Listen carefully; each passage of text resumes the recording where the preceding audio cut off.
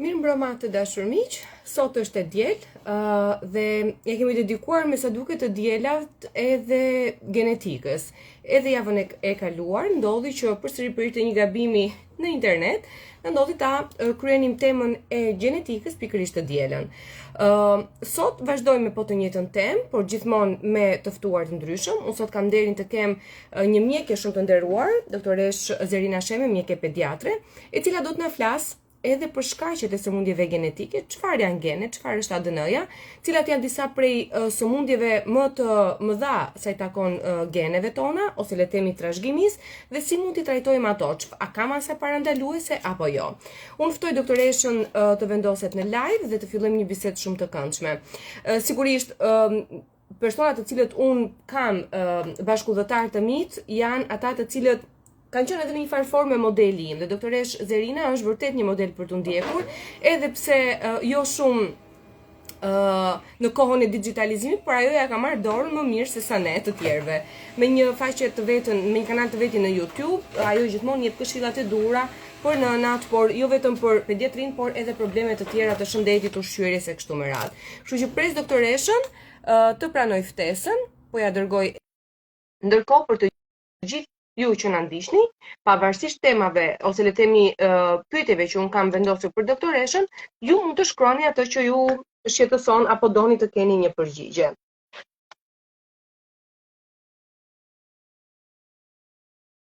Doktoresha, vetëm pranojeni ftesën.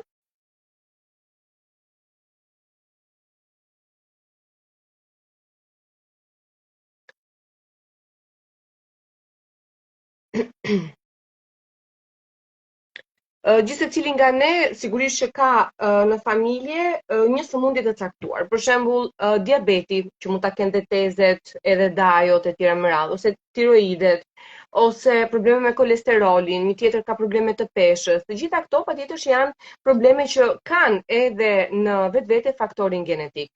Përshëndetje doktoresha, e dërgova ftesën, vetëm të lutem pranojeni ose bëjmë të kundërtën. Juve më bëni ftesë dhe unë ju pranoj, në mënyrë që të kemi më shumë mundësi për tu lidhur.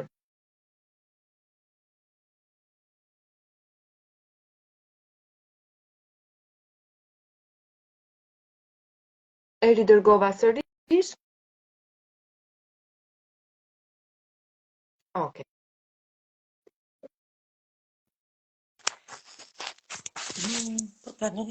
Mirëmbrëma doktoresha. Mirëmbrëma. Mirëmbrëma. Faleminderit për kohën, se ditë e diel edhe normalisht ndoshta të gjithë kanë impenjimet e tyre, por kur flitet për shëndetin gjithmonë ka kohë, dhe prandaj edhe kjo seria e kësaj mënyre, po themi të live-it në Instagram, konsiderohet një orë për veten, kështu që gjithmonë një orë për veten ne e gjejmë. Të falenderoj shumë që je këtu. Si fillim unë gjithmonë e kam praktik që të ftuarit i lë hapësirën për t'u prezantuar, pavarësisht se unë bëja të mini prezantimin tim, por e kam shumë qejf që njerëzit të vetë prezantohen, sepse sa herë që na kërkohet të flasim për veten e kemi të vështirë. Edhe dua që ta kalojmë pak këtë situatën e pasurit vështirë për të thënë për veten. Ju nuk e keni, se normale, po ne e kemi pak problem kur flas. Përgjithsisht që ne njerëzore kur flet për veten e ka problem. Jam mjeke pediatre prej 40 vitesh, pediatra e përgjithshme, kliniciste. Do me thënë, gjithë kohën kam punuar me stetoskop. Tani që kam dalë në pension, punoj në një kopësht privat, ndjek atje rritjen, zhvillimin, edukimin shëndetësor dhe nutricionin, problemet që mund të kenë fëmijët me ushqyerjen. Faleminderit. Zgjodhëm një temë sot që në fakt kur flasim për një pediatër, na duket sikur kjo çështja që do të diskutojmë sot është larg. Së pari njëherë, çfarë është ADN-ja dhe çfarë janë genet tona, sepse njerëzit e kanë pak të kufizuar, po themi, informacionin, ose ndoshta nuk e lexojnë fare se u duket diçka e panjohur. Po, sëmundjet gjenetike janë sëmundje të lindura që krijohen nga defektet e mutacioneve gjenike, kryesisht në embrion, në embriogenezën, por mund të jenë dhe të trashëguara.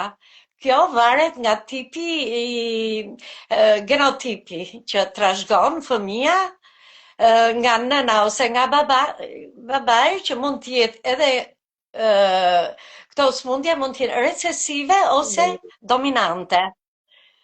Do me thënë, janë të fshehura dhe kur bashkohen tek një pasardhës mund t'japin shenja më klinike të dukshme.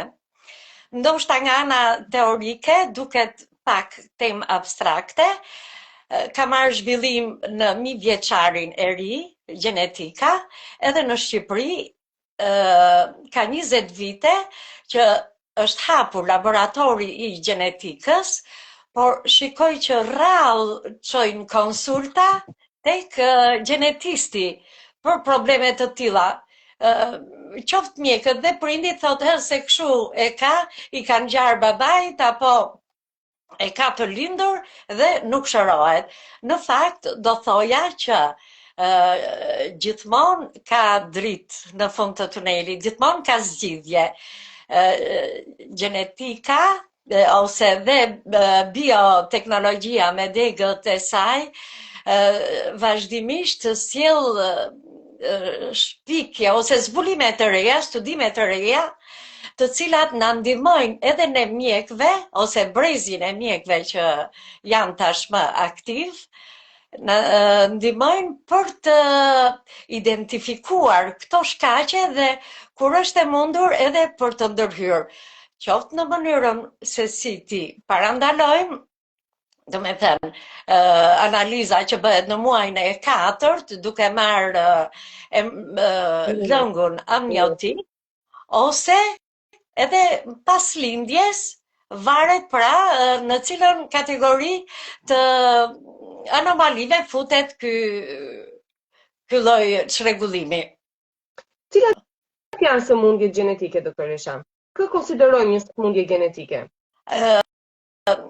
Më të përhapura në vendin tonë është talasemia major, e cila siç dihet ka për shkak të mushkonjës Anopheles që ka ekzistuar rreth viteve 30-40, ka shkaktuar ndryshime gjenetike në formën kjo është parimi i përgjithshëm, delecioni, translokacioni, inversioni, janë këputje ose ndryshim të pozicionit të geneve ose gene të dobruara, për shembull si është trisomia 21 ku geni përsëritet 3 herë. Do me thënë, është një keqvendosje e tyre dhe kjo sjell disa shenja klinike. Jo të gjitha nga këto sëmundje kanë nevojë për mjekim. Për shembull, mjekimi i talasemis tashmë është zgjidhur me transfuzion gjaku dhe desferalin si shkarkus të hemosiderol, grumbullimi i hekurit në inde, po që fëmia jeton sa të duash. Megjithatë, është zgjedhje e prindit nëse do ta mbajë, në qoftë se janë 2 prindër mbartës dhe lind një fëmijë me talasemi major, është zgjedhja e prindit për ta mbajtur ose jo këtë fëmijë. Tjetër,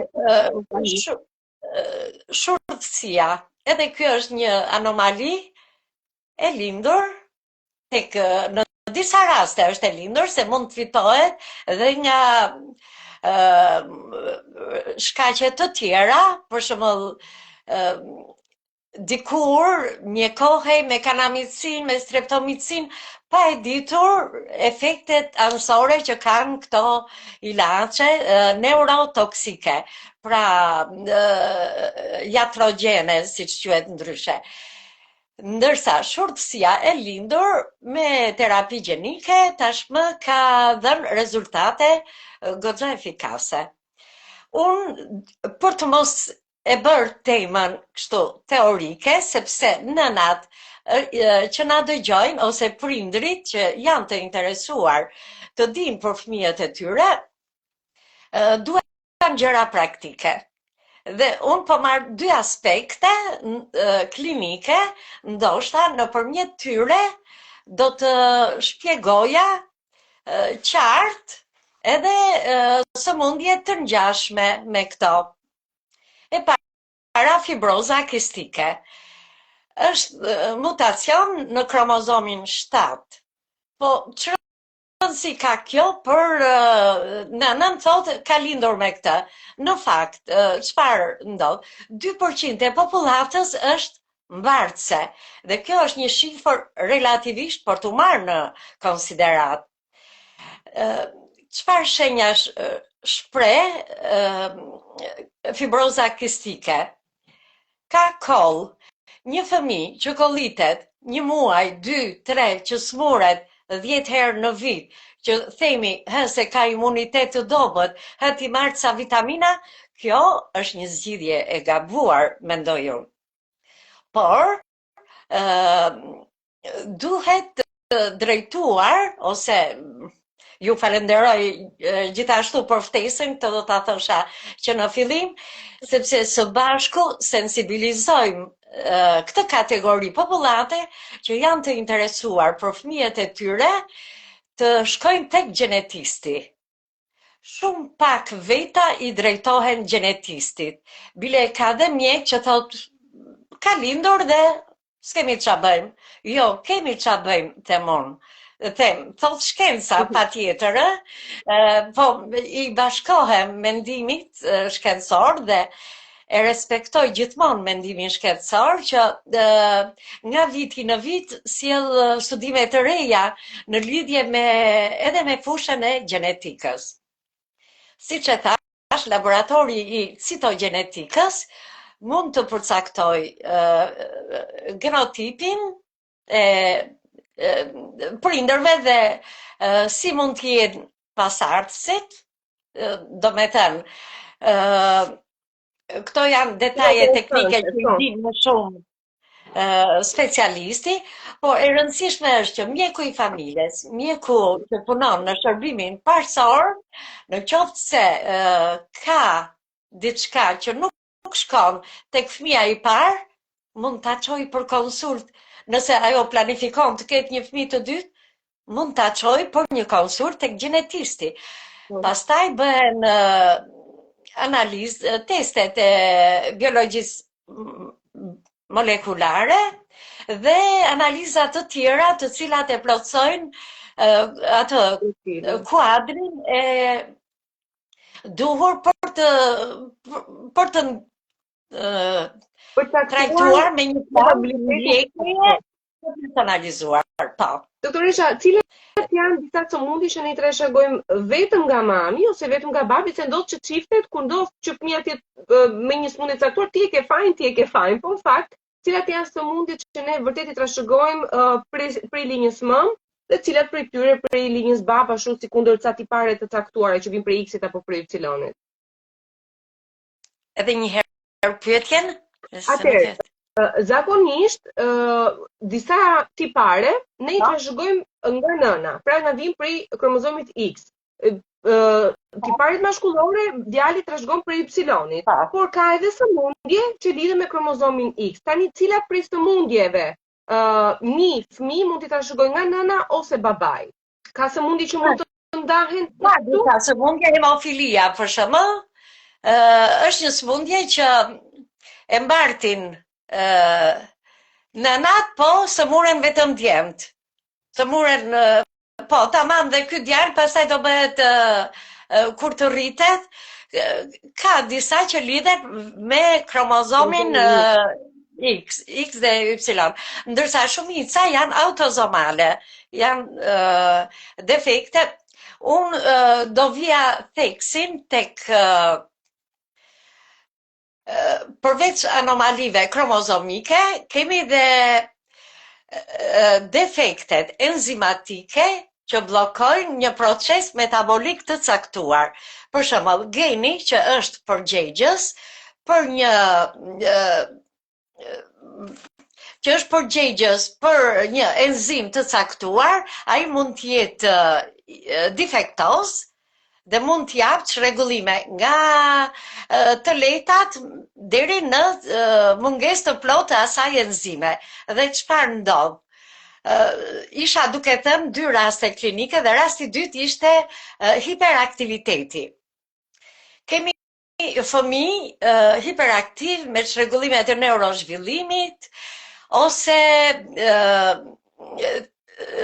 autizëm, ku futet dhe autizmi këto ose çrregullimet e folurit, të gjitha këto kanë shkak pra mutacionet kromozomike. Çfarë ndodh? Le të marrim shembullin e fenilketonuria. Fenilketonuria është një çrregullim metabolik i lindur. Nëse ka një gen defektoz dhe ky është përgjegjës për transformimin e fenilalaninës në tirozin, në qoftë se ky zbërthim nuk bëhet, atëherë fenilalanina do grumbullohet në inde duke shkaktuar toksicitet në mbareksat nervore, fëmia bëhet hiperaktiv. Mund të kaloj konvulsione, ose nga ana tjetër, janë ato neurodermitet, mund të ketë një ekzema psoriaza, do me thënë, ka dhe kjo një bazë gjenetike, të cilat nuk ka rëndësi genin, numri i genit, por ka rëndësi fenomeni të cilin po e trajtojmë. Dhe çfarë ndodh në këtë rast? Vërtet, ky është një defekt i lindur, fenilketonuria, por na vjen në ndihmë gjenetisti e rekomandon tek nutricionisti. Na vjen në ndihmë nutricionisti për të caktuar një dietë të personalizuar pa fenilalanin. Kush janë ushqime që përmbajnë sasi të larta fenilalanine? E bardha e vezës, mishi i derrit, i pulës, peshku, edhe organet e brendshme, mëlçia, kryesisht, që disa i marrin dhe i përpunojnë, do me i gatuajnë, dhe kjo është një gjë shumë e shishme për kuzhinën, por disa fëmijëve i bën dëm. Se në çfarë shkalle është kjo, varet nga defekti që ka psuar ky gen. Dhe këtu, nëse na dëgjojnë, jo vetëm nënat, po edhe mjekët që janë në shërbim ambulator, rrallë mund të shikojmë që ta dërgoj tek gjenetisti, ose një fëmijë që kalon her pas here konvulsione. Konvulsionet kanë dhe shkaqe të tjera, febrile, prishje të ekuilibrit të kalciumit, por epilepsi, që nuk i gjendet shkaku, unë nuk kam parë, të paktën gjatë eksperiencës sime 40 vjeçare, që të ketë një analizë të fenilalaninës, se sa është ajo, do me thënë, thonë, ashtu, nuk i gjendet shkaku, po e ka një shkak. Gjithmonë duhet gjendur lidhja shkak pasoj. Dhe në qoftë se problemin e kapim në embrion, në thelb, aty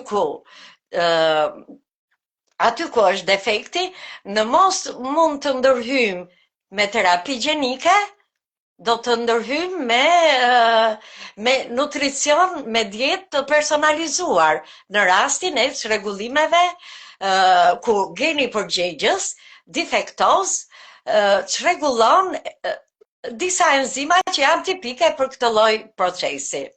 Po kështu isha duke thënë dhe për fibrozën kistike. Për shkak të defektit të receptorëve të membranës qelizore prishet sistemi i transportit të elektrolitëve. Unë ndërprej interneti. Jo, është okay. Kisha unë një telefonat dhe mu deshta mbyllja. Pra, prishet sistemi i transportit të elektrolitëve. Dhe çfarë ndodh në këtë rast? Fëmia ka djers, ka mukus, ka koll me gëlbaz, me sekrecione ngjitëse. Në qoftë se kjo koll zgjat mbi 3 muaj, fëmia humbet në peshë, ka një mekanizëm tjetër këtu, nuk është thjesht konsulta me pneumologun, por duhet të adresojmë tek gjenetisti, sepse në qoftë se e kapim problemin nga ana gjenetike, mund edhe të bëjmë diçka që ta rregullojmë këtë gen të deformuar ose të e zëvendësojmë, domethënë me diçka që kështu është tipike fenil ketonuria, po, që është një aminacid i rëndësishëm, se këtë do të thotim. Janë aminoacidet janë pjesë e strukturës bazë të organizmit, pra që krijojnë proteinat dhe vlerat e proteinave tashmë të gjithë i dimi, kemi lexuar dhe ju na i thoni aq bukur sa që unë kur të njoh vetëm virtualisht, po e them kështu publikisht, por kur lexoj ose kur dëgjoj ato postimet e tua, marr laps dhe letër dhe mbaj shënime, sepse janë gjëra shumë të domosdoshme edhe për mjekët e rinj, jo vetëm për edhe për të tjerë që merren me fëmijë, dhe psikologu klinik, ai që bën terapi zhvillimi. Këtë fëmijë me çrregullime të sjelljes dhe të hiperaktivitetit, ai thotë unë i bëj terapi sjellje, po pse nuk e çon një herë tek gjenetisti? Dhe në qoftë se shkëputet kjo halk, do me thënë marrim ushqime që nuk kanë përmbajtje të lartë fenilalanine, atëherë e kemi zgjidhur problemin. Fëmia bëhet normal si gjithë fëmijët e tjerë. Si ky mund të ketë dhe shembuj të tjerë të çrregullimeve enzimatike që kanë për bazë ato defektet gjenetike. Doktoresha, që ta kuptojnë dhe ata që na ndjekin, se kjo është një temë shumë e bukur por e vështirë për tu perceptuar. Ne thamë që mutacioni është një gabim, qoftë në përkthim, qoftë në renditje, qoftë në vendosje, në kputje etj. Me radhë. Ne dhe i trashëgojmë mutacionet dhe i fitojmë gjatë jetës. Ku bëhet dallimi dhe si i fitojmë? Se, që i trashëgojmë e kuptojmë, ka ndodhur kur ne kemi qenë ende duke u formuar. Po si mund t'i fitojmë këto mutacione? Çfarë ndodh me ne? Mjedisi, përveç gjeneve që trashëgohen nga prindrit, është mjedisi. Ndotja e mjedisit, pesticidet, herbicidet që përdoren pa kriter, janë një shkak për këto mutacione dhe viruset. Siç e dim, viruset i ndajmë me përmbajtje ADN dhe ARN.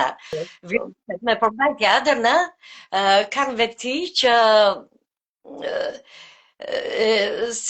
janë këto viruset e famshme që shkaktojnë sëmundje dhe deficit të imunitetit. Për shkak të këtyre viruseve mundet që fëmia të pësoj një gjatë jetës, flas për fëmijët ndodh dhe tek të rriturit. Po meqense mbuloj këtë sektor, pra janë shkaqe të jashtme, viruset, infeksionet që mund të kaloj fëmia dhe ndotja e mjedisit. Ndotja, rrezatimet, unë do thosha dhe tek stili i jetesës. Përdorimi i alkoolit, drogave, duhanit dhe të tjera. Çdo prind, nëse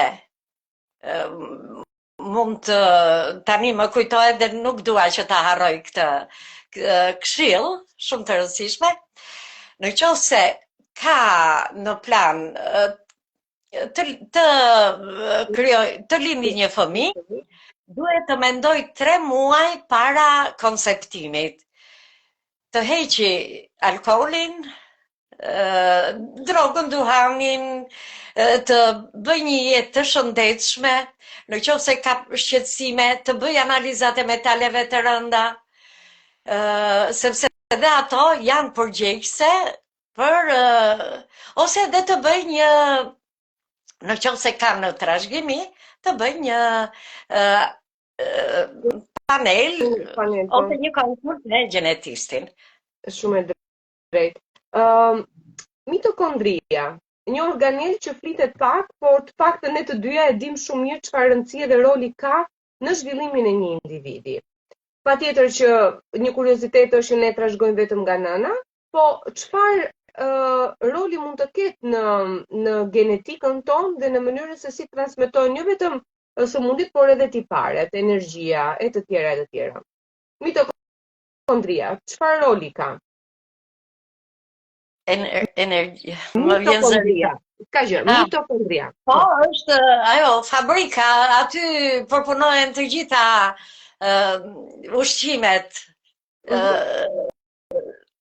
laboratori mund të them. Energjisë, po. Zbërthehen, aty janë enzimat, të cilat janë në procesin e metabolizmit të gjitha këtyre qelizave indeve dhe defekti i tyre sjell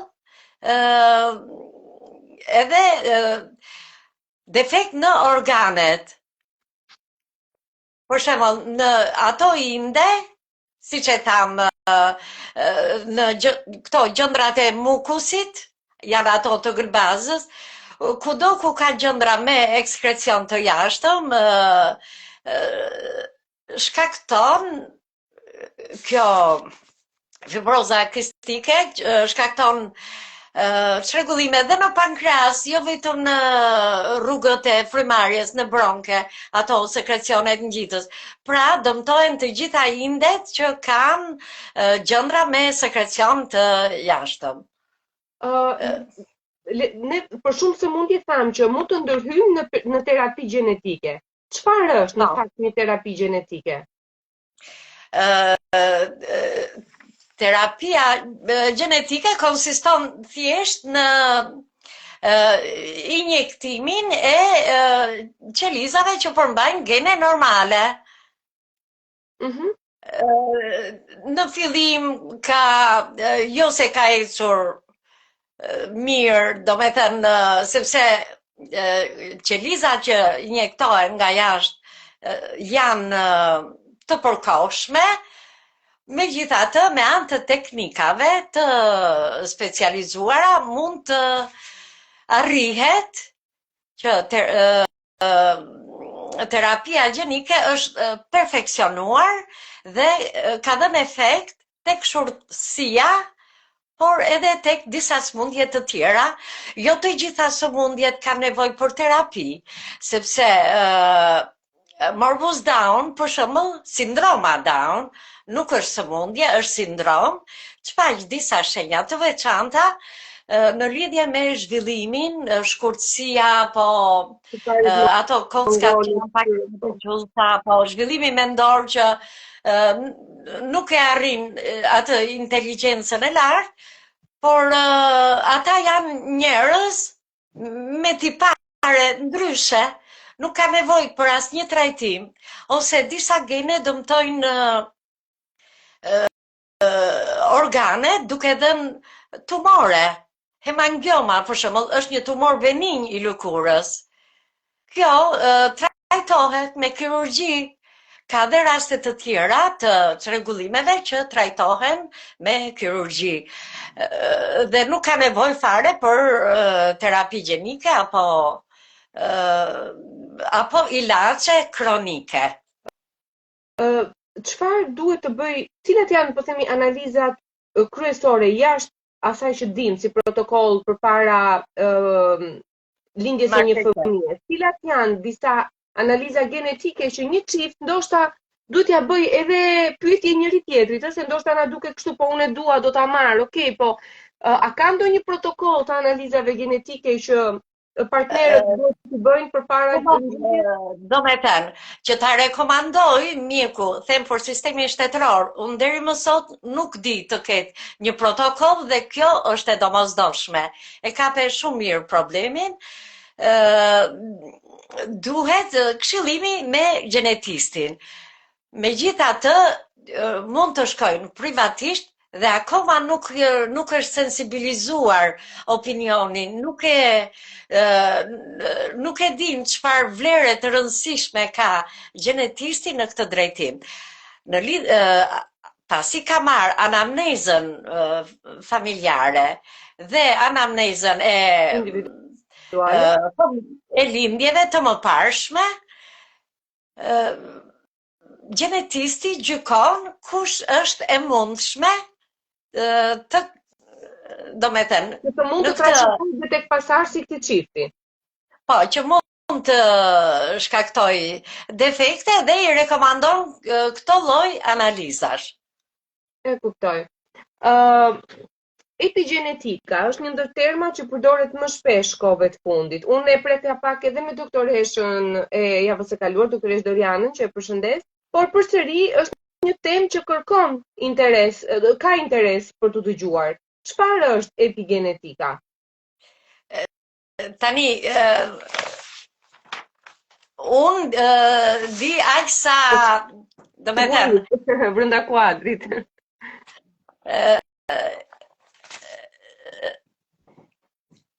Epigenetika. Po. Ajo pjesë e shkencës e cila tani po studion që të gjithë faktorët e jashtëm, qoftë ushqyerja, qoftë mjedisi, qoftë rrezatimi, ndikojnë mbi genet tona.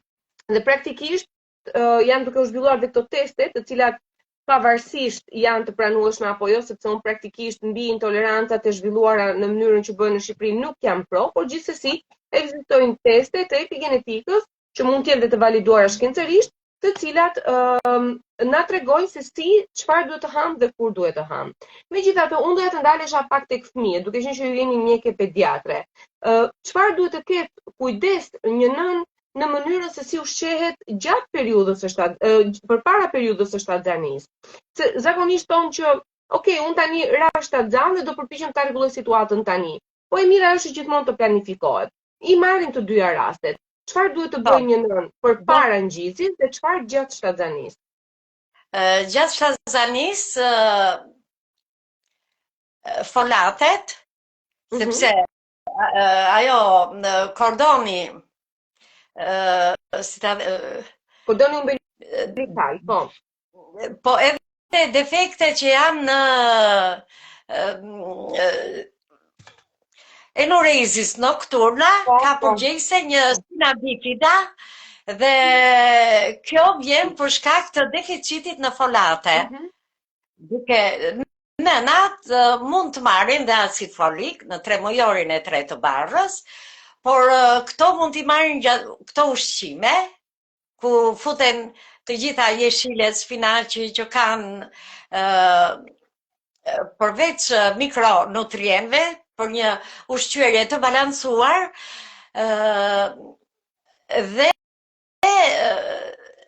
ajo që është e rëndësishme është që të ndërpresin çdo lloj mjekimi që kanë në 3 muajin e parë, sepse mundet dhe vetë ilaçe të kenë efekte teratogjene. Do të thosha bërja e analizave, thash antikorpet për toksoplazmozën, infeksioni që vjen nga matja, rubeolën, edhe janë 4 smundja do tani. Ekzaminimi TORCH që bëhet në 3 mujorin e parë. Po, duhet patjetër ta bëj sepse këtu e marrin burimin ato në kohën e embriogjenezës. Nëse nëna që nuk është vaksinuar nga rubeola, kalon rubeol, qoftë edhe formë të fshehur, ose një infeksion nga macja, mundet toksoplazmoza, pra që thuhet në gjuhën mjekësore, mundet që të shkaktoj këto hidrocefali, defekte në zemër, ose dhe sëmundje të tjera që kanë si bazë një defekt gjenetik. E kuptoj. Një fëmijë që të konsiderohet i shëndetshëm, çfarë kemi parasysh? Pra, kemi parasysh peshën e tij, kemi parasysh mënyrën se si ushqehet, kemi parasysh si përgjigjet ndaj viruseve apo të gjitha bashkë. Të gjitha bashk, shëndet quhet mirëqenia fizike, edhe shpirtërore, dhe edhe psikologjike, mund ta them këtu. Nuk është vetëm do me thënë, në shëndet nuk futet vetëm ajo pesha zhvillimi, por është dhe shëndeti mendor, ana psikologjike, ku ndikojnë shumë këto faktorët e ushqyerjes. Dhe përgjegjëse sot për çrregullimet neuro zhvillimore janë toksinat që merren nga metalet e rënda kryesisht, po edhe nga ushqimet e pa kontrolluara që shiten që përdoren pesticide pa kriter, duke ato pesticide derdhen pastaj në sistemin e ujrave nëntoksore, janë bërë analiza përkatëse, edhe është konstatuar që dheu që është marrë për analizë, po them, në Vlorë, ku ka qenë petroleum, një petroleum, po. Një merret dheu dhe studiohet në lidhje me një përbërës, që unë nuk po e kujtoj dot emrin tani. Nuk na duhet. Dhe çfarë ndodh në këtë rast? Ujrat që filtrojnë edhe që vadisin bëjnë që bima të ketë sasi më të lartë të këtyre pesticideve ose herbicideve, dhe kështu që kjo gjë dëmton organizmin e fëmijës, duke dhënë dëmtime gjenetike gjatë fazës së rritjes. Pra, ndikimi i mjedisit. Dhe duke parë në këtë aspekt,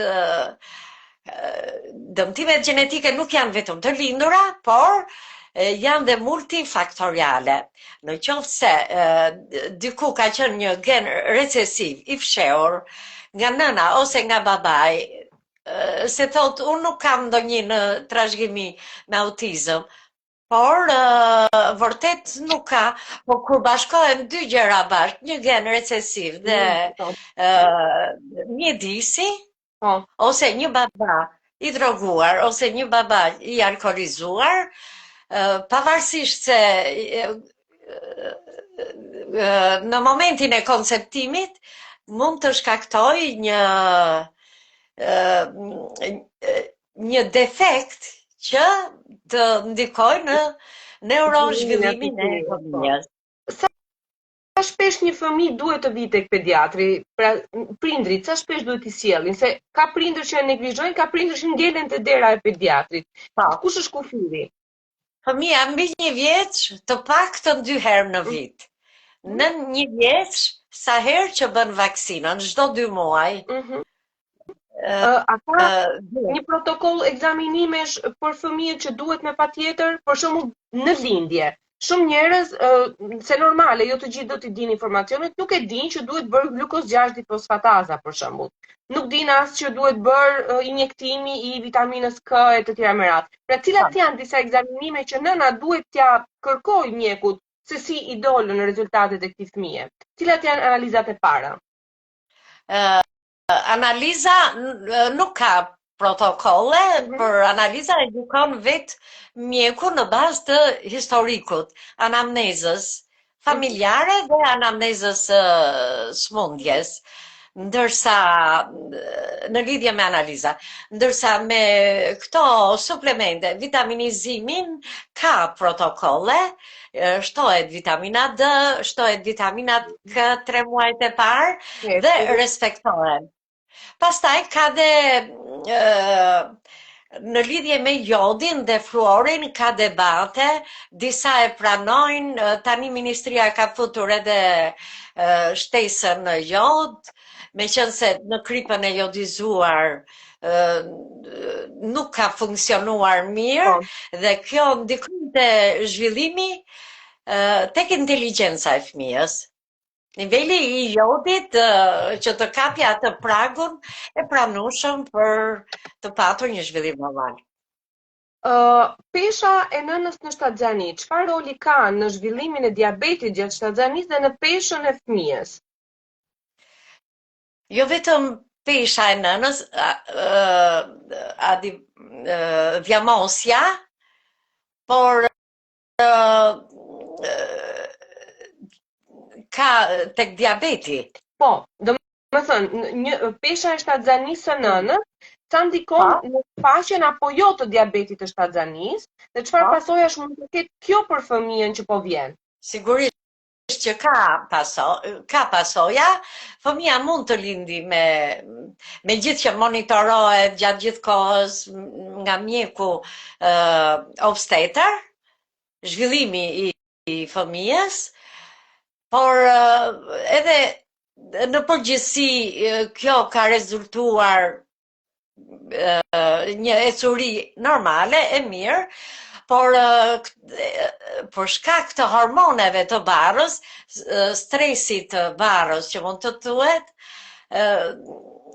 rrit kjo një diabet i fshehur ose një nën që është adipoze, është e dhjamosur, mundet që të pa vuajtur ose pa patur histori familjare, mundet që në muajt e fundit të shprehi shenjat të një diabeti të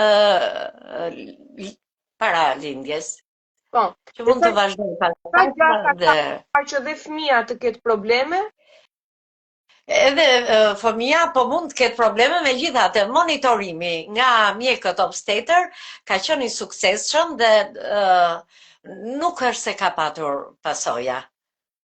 Një ndër shqetësimet që prindrit kanë sot dhe për hir të informacionit të shumë ndonjëherë dhe të pa filtruar fare është kur është koha e dur që një fëmijë ose kur është koha e dur që një prind duhet të shqetësohet nëse fëmia nuk flet apo nuk ecën, sepse jemi të trembur nga kjo gjë. Domethënë e shikojmë fëmin në çdo detaj, edhe kjo pastaj na ngatron edhe idetë kur është vërtet momenti që duhet të friksohemi apo është gjë normale për moshën e fëmijës. Unë mendoj që fëmia 1 vjeç thot 7-8 fjalë, por kjo shenjë nuk merret si shenjë e përgjithshme, shenjë e vetme, por në kompleks me disa shenja të tjera. Në qoftë se deri në 2 vjeç fëmia nuk artikulon, mund të jetë edhe një defekt i dëgjimit, mund të jetë edhe një defekt i perit të gjuhës, që fëmia nuk artikulon dot. Por nëna duhet shqetësohet në qoftë se fëmia nuk i kupton komandat që i jep nëna. Hape derën, ose mbyllen, merre lugën apo ja drita kjo. Në qoftë se shikon që fëmia nuk kupton, atëherë duhet t'i drejtohet mjekut specialist, ka një ekip multidisiplinar, nuk është vetëm neurologu që merret me këtë punë, por është dhe psikologu klinik, ose logopedi dhe më tej terapia e sjelljes edhe zhvillimit. Të gjitha këto, mendoj unë, duhet ta adresojnë dhe në këtë ekip duhet jetë dhe mjeku gjenetist për të përjashtuar ato defekte që mund të zgjidhen me anë të nutricionit, duke rregulluar pra një balancë ushqimore të shëndetshme, të personalizuar për fëmijën, se këto janë ushqime të shëndetshme për të tjerët, po për atë fëmijë mund të shkaktojnë neurotoksicitet. Dhe me që jemi tek nutricioni, duhet të shqetësohet. Po. Cilët janë gabimet kryesore që disa prej prindërve bëjnë lidhur me ushqimin gjithmonë? Lidhur me ushqimin? Po, cilat janë gabimet kryesore që prindrit bëjnë? Ah, ë, tani, këtë e kisha dhe një mesazh për të gjithë. Mos mos i besoni shumë reklamave tregtare për fëmijët, me ato kanaçet e me ato lëngjet e frutave ose ushqimet e përpunuara, por ti drejtoheni tregut fruta perime. Tregut fshatar, fruta perime, ku janë vërtet ne falë Zotit, jemi një vend me një temperaturë optimale, ku ushqimet i gjenë gati në 3 stinët e vitit, përveç serave, dhe të ushqejnë fëmijën me gjellë, me lukë që gatuajnë vetë, jo me ushqime të gatshme të marketit. Një pjesë e prindërve vazhdojnë të ushqejnë fëmijët dhe në moshë madhore me pure apo me ushqime të fruluara. Deri ku është kufiri i kësaj lloji ushqyerjes? Dhe kur duhet të fillojë ushqyerja e parë, për ashtu raste të caktuara ku mjeku pediatër mendon se duhet bërë diçka përpara kufirit? Fëmija fillon ushqyerjen plotësuese 6 muajsh, por mund të filloj ta mësoj lug që mbasi ka mbushur 5 muaj. Ka disa fëmijë gjithmonë në shëndetësi nuk ka kështu receta të prera me tik, sepse fëmija është unik në llojin e vet dhe çdo individ është unik në llojin e vet. Kështu që ka fëmijë që të shohin me lugën në dorë dhe duan ta provojnë dhe ato. Provojeni, nuk ka asgjë të keqe. Të provoj shijen, se i shtrydh pak rrush apo një lëng molle të freskët, edhe para 5 muaj. Por në moshën 6 muaj, dhe nëse nëna ka gji për t'i dhënë 6 herë në ditë, duhet patjetër të filloj ushqime të tjera plotësuese, sepse fillon deficiti në mikronutrienët, siç e tham. Qumshti, sado i pasuruar me mikroelement, nuk i plotëson nevojat e atyre elementëve kimik që ndodhen tek perimet. Një varë në ditë duhet patjetër perime. Pastaj me copa apo me supë, të dy alternativat janë të pranueshme, sepse fëmija ka nevojë edhe për lëngje të haj, nëse nuk është i përgatitur për në moshën 6 muajsh, fëmija nuk është i përgatitur të haj me copa, mund të shtyni në 8 muaj, po ama supë perime duhet të haj një vakt në ditë. Koha e gjithëdhënies, të paktën ne me kulturën tonë shqiptare kemi që sa herë që fëmia qan futen gji. Ka një limit kjo çështja e të dhënit gji? Domethënë ka orare të gjithëdhënies? Fëmia ka nevojë për pushim natën. Nata është për pushim, edhe për nënën, edhe për fëmijën. Dhe thonë që çdo fëmija 3 muajsh nuk më zgjohet natën për të pirë. Po shiqyr që nuk zgjohet. Domethënë 6 orë duhet i bëj pushim. Fëmija 3 muaj.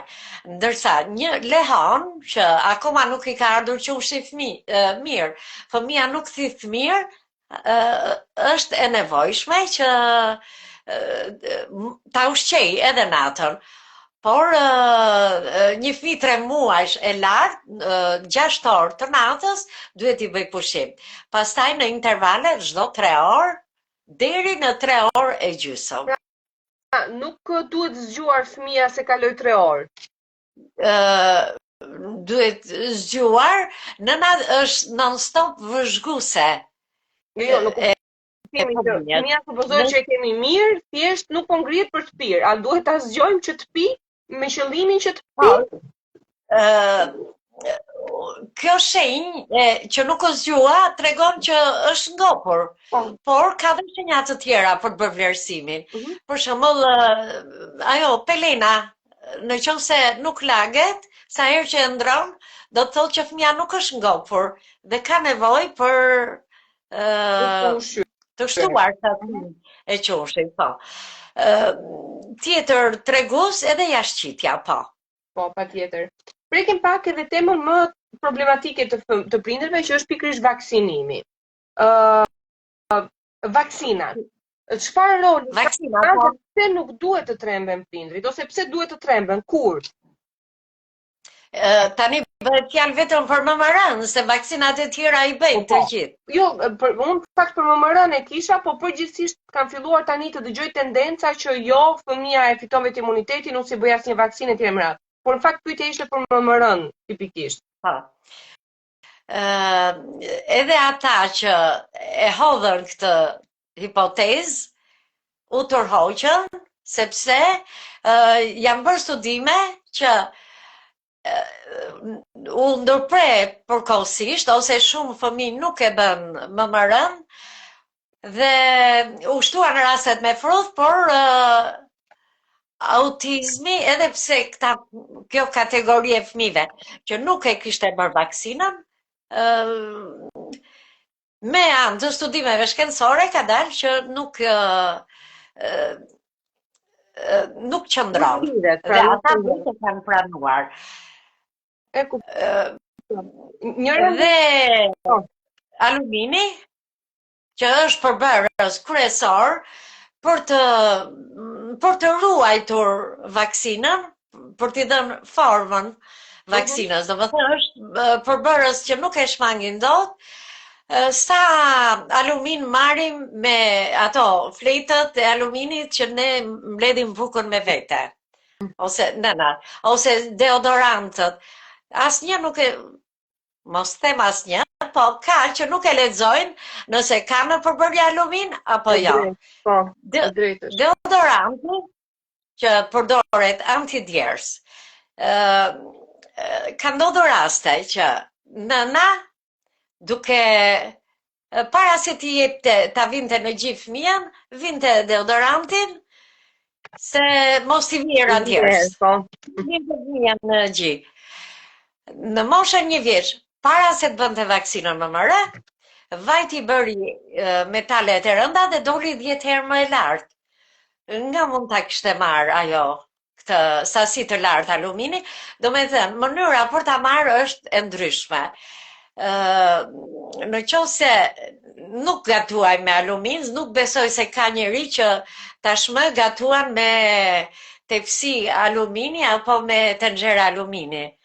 Tani janë edhe ato të qelshit dhe inox ose zingato. Po. Nuk di nëse dikush ka ndonjë pyetje, sepse një orë për veten është konceptuar tjetër rreth 1 orë fiks, por kjo nuk do të thotë që ne nuk dalim dot. Doktoresha, unë përpara se të gjejmë ndonjë pyetje. Po. Atëherë, jam një nën me një djalë 28 muaj, thot pak fjalë, bab, mam, kupton herë i përgjigjet emrit të vet dhe herë jo, dhe përqendrimin e ka, por jo shumë. Në Itali nuk i dërgojnë fëmijët në logoped deri në moshën 3 vjeçare. Jam shumë keq, të lutem një përgjigje. Pra, është 28 muajsh fëmia, bën fjalë të vogla, mam, bab, por herë i përgjigjet emrit të vet, herë jo. Dhe kjo gjë e ka shqetësuar këtë nën. Çfarë duhet të bëj, sepse në Itali ku ajo jeton, deri në moshën 3 vjeçare nuk i çojnë në logoped. Çfarë mund të bëj? Tani, nuk është vetëm logopedi. Unë mendoj që duhet thellohemi në diagnozë, sepse është dhe psikologu klinik, psikologu bile është ai që i hap dritën jeshile logopedit, thotë që ka nevojë për trajtim logopedist.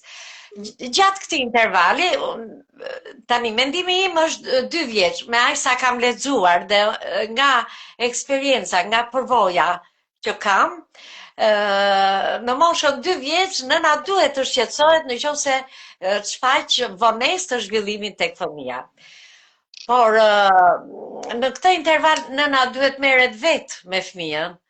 Ka plot trajnime, programe që e mëson, e para ti heqi celularin një herë, sepse celulari e bën fëmijën shumë pasiv. Dhe shoqërizimi, socializimi, fëmijët në çerdhe janë më mirë se fëmijët flasin më mirë se sa fëmijët që rriten me gjyshe në shtëpi. Ose me mama pastaj që marrin celularin, hapin televizorin dhe nuk është se punoj. Mendoj që mund të jetë një problematikë e tillë.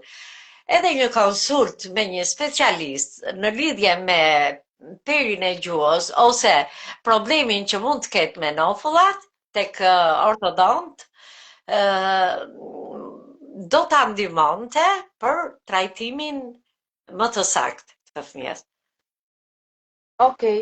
Doktoresha, diçka për të shtuar nga ana juaj, ndoshta një pyetje që e keni merak, po unë nuk e pyeta, apo? Nëse ka dikush pyetje, po pse jo? Jo, momentalisht nuk ka pyetje, por ideja ishte që nëse ju kishit një mesazh të fortë për të dërguar, ndoshta prindërve, ndoshta kujdo që po na dëgjon tani, sigurisht në momente që jemi në live jo gjithmonë njerëzit janë aktiv sepse aq më tepër që është dhe e diel, por duke qenë që live i hidhet edhe në YouTube dhe qëndron në wall në Instagram, shpesh ka shikueshmëri dhe mua më vijnë pyetje. Dhe ndoshta nga ana juaj ka diçka që doni ta shtoni.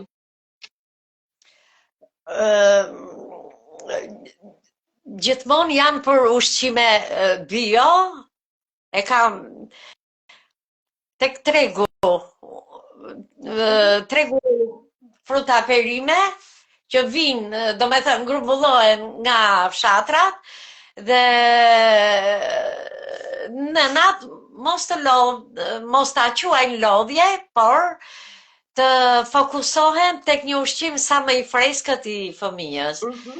Sepse edhe nëse ka pesticide, herbicide, ato nga zgjerrja përpunohen dhe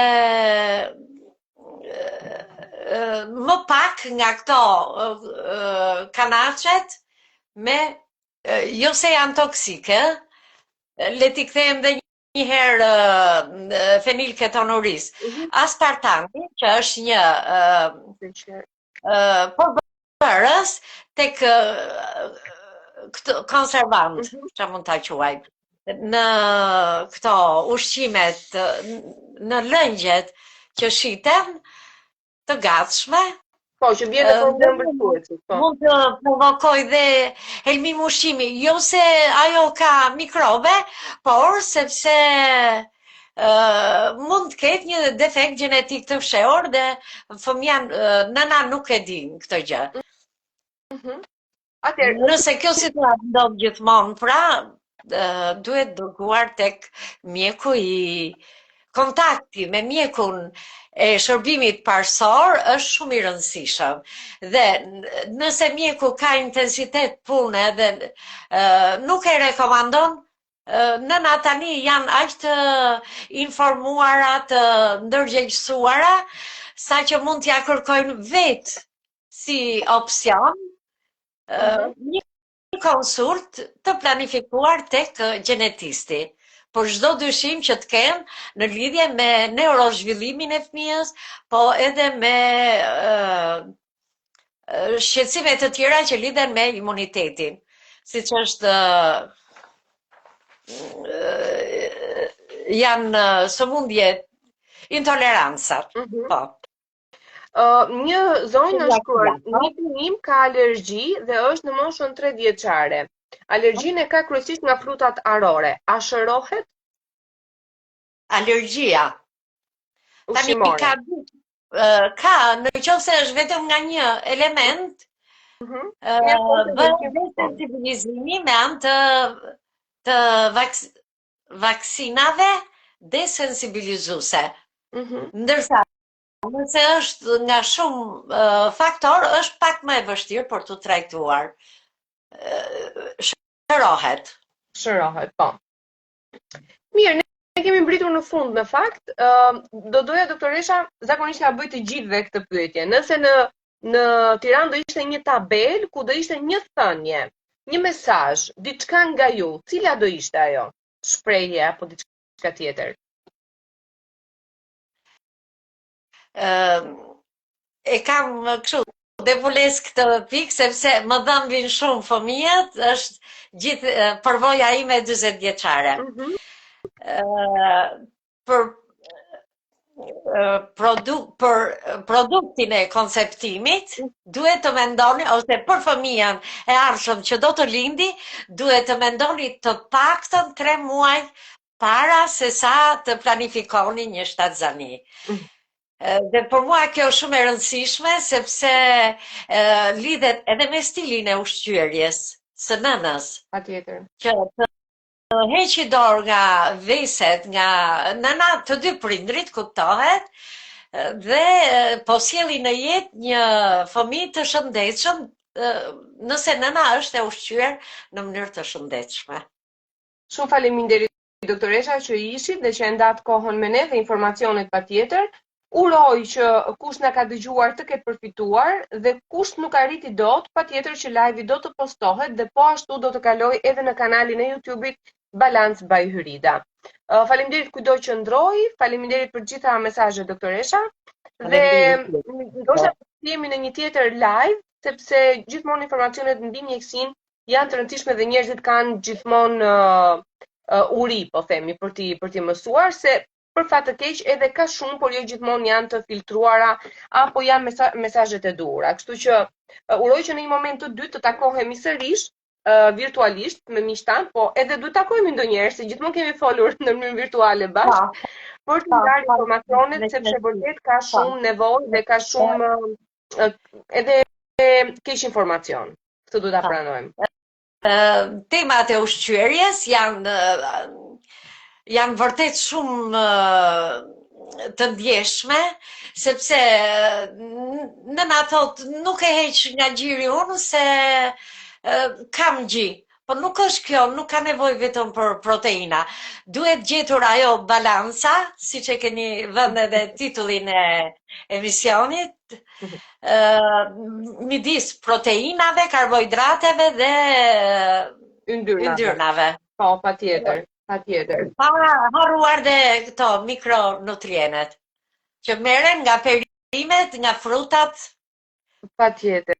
Pra, në tema në fushën e pediatrisë është ushqyerja nga 6 muaj deri në 3 vjeç është baza për një fëmijë të shëndetshëm dhe me imunitet të qëndrueshëm. Tjetër. Mirë, uroj që kjo të ketë shkuar në veshët e duhur, se ndonjëherë nënat edhe nisen nga të afërmit, dëgjojnë shumë të afërmit, ndonjëherë më pak se sa mjekun, por uroj që kjo të jetë një mënyrë për t'i sensibilizuar ato. Doktoresha të uroj një natë të qetë, të falenderoj pamas që ishe këtu, falenderit ata që ikën erdhën u larguan, por kuptohet është e diel dhe mbrëmje, dhe do të dëgjohemi në një moment të dytë. Të falenderoj shumë, të përqafoj. Natën.